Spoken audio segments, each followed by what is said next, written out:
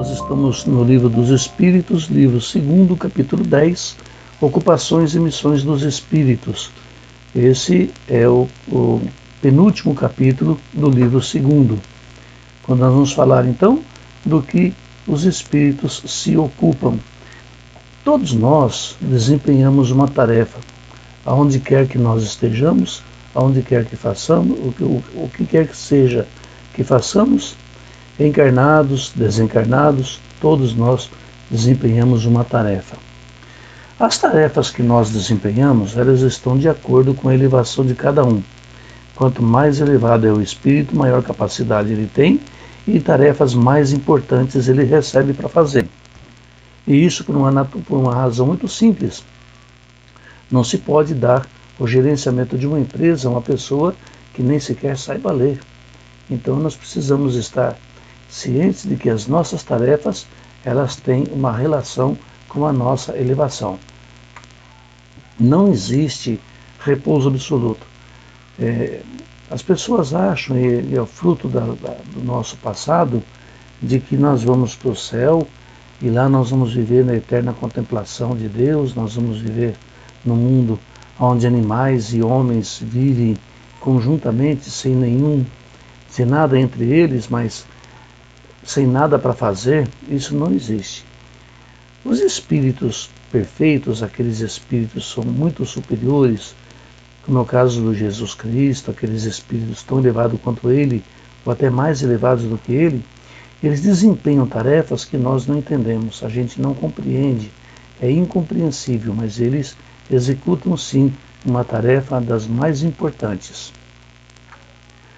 Então, e esse trabalho dos espíritos, ele é um trabalho incessante. O espírito não para de trabalhar nunca.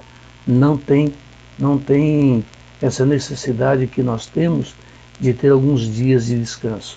No máximo, alguns momentos para poder desocupar um pouco, para poder se relaxar um pouco, no máximo. O trabalho deles não pode ser confundido com o nosso trabalho. Espírito desencarnado não pega na enxada, nem na caneta.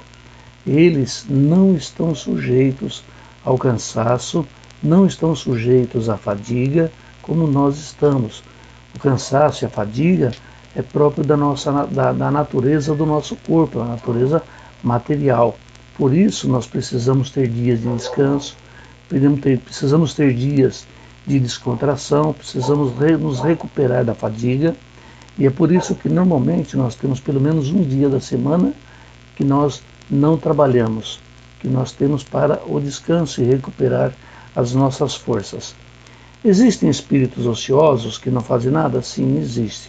Tanto encarnado quanto desencarnado, existem espíritos que realmente não fazem nada, não contribuem em nada, não facilitam em nada. Geralmente são aquelas pessoas extremamente egoístas, que vivem só para si, para mais ninguém, ou então aqueles que vivem no mundo onde não tem nada o que fazer, não querem fazer nada, são tediosos mesmo. E os espíritos, quando a gente está aqui encarnado, nós estamos na nossa ocupação de dia, nós estamos no nosso trabalho, dentro de casa, assistindo um filme, lendo um livro, fazendo qualquer coisa que nós estejamos fazendo, existem espíritos que se interessam pelas nossas ocupações. Eles se interessam pelo que a gente faz e muitas vezes eles interferem naquilo que nós estamos fazendo.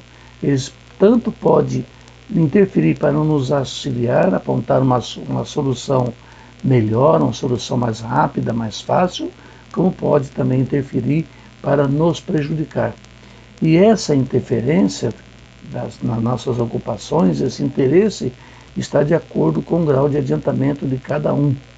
Então, de acordo com o espírito, por exemplo, um espírito mais elevado, mais esclarecido, ele vai se interessar muito por aquelas tarefas que nós fazemos e que envolva o amor e a caridade. Então, se nós fazemos um trabalho de caridade, seja ele qual for esse trabalho, lá estarão espíritos mais elevados se interessando pela nossa ocupação. Isso sempre acontece 24 horas por dia, 7 dias por semana.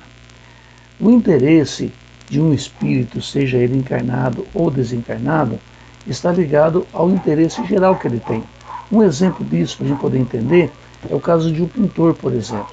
Um pintor, ele é um artista que ele tem muito gosto pela pintura, mas ao desencarnar, ele percebe que a pintura só faz parte das artes como um todo, pela qual ele se interessa. Então ele se interessa por todas as artes. Naquela encarnação, ele foi pintor, mas ele poderia ser outra coisa, que ele seria feliz do mesmo jeito, porque o interesse dele é pelas artes. Assim somos nós mesmos, nós também somos assim, temos essa maneira de ser. Aqui eu posso me interessar por música, mas de repente eu desencarno e eu vou saber que o meu interesse por música ele é mais geral, ele faz parte de um contexto maior pelo qual eu me interesso.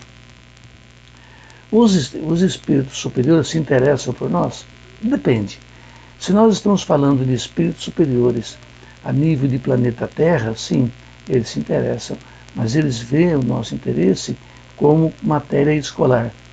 Mas eles se interessam muito mais por ideias mais elevadas, e muitas vezes são ideias incompreensíveis para nós. Imaginem vocês qual é o interesse de Jesus Cristo quando ele está desempenhando a sua missão, desempenhando o seu interesse. Será que ele vai se interessar realmente por aquele trabalho de fazer escultura em madeira, por exemplo? Será que ele vai se interessar pelo trabalho de um administrador de empresa? Ou de uma pessoa que mexe na arte de tecnologia da informática? Ou tecnologia da informação? Não vai. O interesse dele está em ideias muito mais elevadas, muito mais superiores, e os interesses de espíritos como Jesus Cristo fogem à nossa compreensão. Nós não conseguimos entender o interesse deles. Veja, por exemplo, que as mensagens de Jesus Cristo até hoje ainda não foram bem compreendidas pela humanidade. Para vocês verem como é diferente, como é difícil para nós, inferiores, entender o pensamento do superior. É quase impossível, né? Os espíritos podem ser encarregados de missões tanto encarnados como desencarnados, sim. Nós executamos missão. Você que nos assiste, tenha certeza, você está aqui desempenhando uma missão. Você talvez não saiba que missão é essa, mas você tem sim uma missão.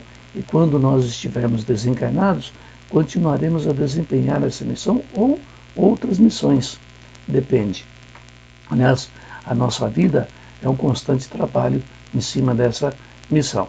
Nem todos têm consciência. Nem todos. Às vezes a gente executa uma missão e nós não sabemos dessa missão. Nós somos como se fôssemos instrumentos cegos. Nós executamos a tarefa, executamos a missão e nós não sabemos qual é a nossa missão. É preciso ter consciência mais um pouco desperta para as nossas necessidades.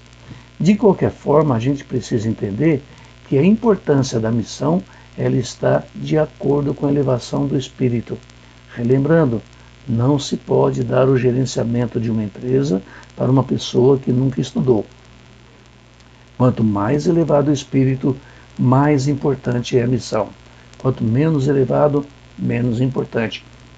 Mas todos, sem exceção, cumprimos a nossa parte na tarefa que nos foi concedida por Deus, na manutenção e na cocriação do mundo.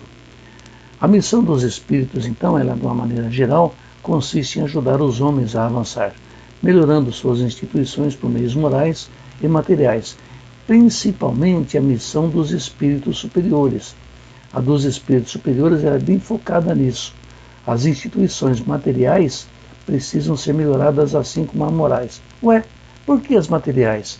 Porque as instituições materiais é que fazem as grandes descobertas que vão abrir a mentalidade das pessoas, desenvolver a intelectualidade, o intelecto das pessoas, que vão começar a aprender mais, a raciocinar melhor, e a partir de um raciocínio mais claro, com uma visão mais ampla da vida, a pessoa consegue diferenciar e distinguir melhor o bem do mal.